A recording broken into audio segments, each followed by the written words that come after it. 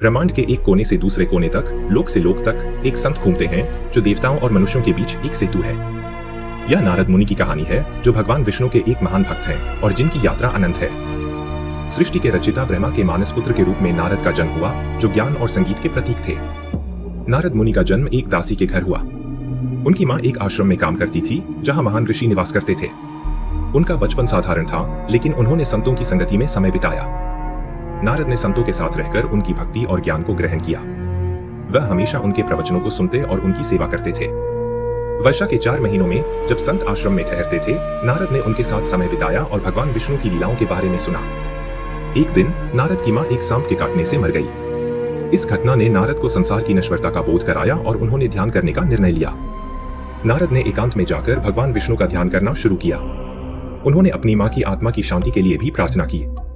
एक दिन नारद को भगवान विष्णु का दर्शन हुआ, लेकिन यह दर्शन क्षणिक था। भगवान ने कहा कि वह इस जन्म में उन्हें फिर नहीं देख पाएंगे।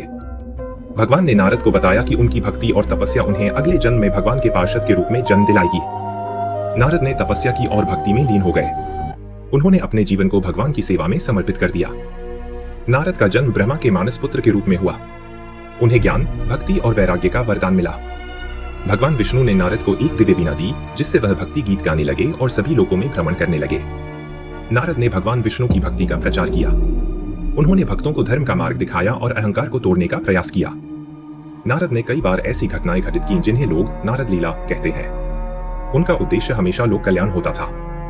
नारद ने भगवान विष्णु के नाम का जाप करना शुरू कर दिया, जो उनकी भक्ति का प्रतीक था।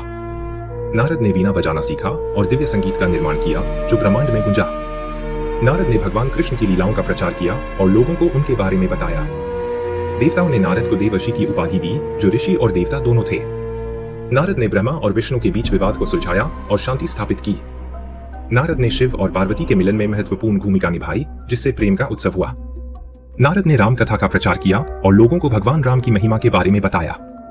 नारद ने कंस को कृष्ण के जन्म के बारे में बताया, जिसके कारण कंस क्रोधित हुआ। नारद ने अर्जुन को गीता का ज्ञान दिया और उन्हें धर्म के मार्ग पर चलने में मदद की। नारद ने हनुमान को भगवान राम की भक्ति के बारे में बताया, जिससे हनुमान राम की भक्ति में लग गए। नारद ने द्रौपदी को धर्म और कर्तव्य के बारे में मार्गदर्शन दिया।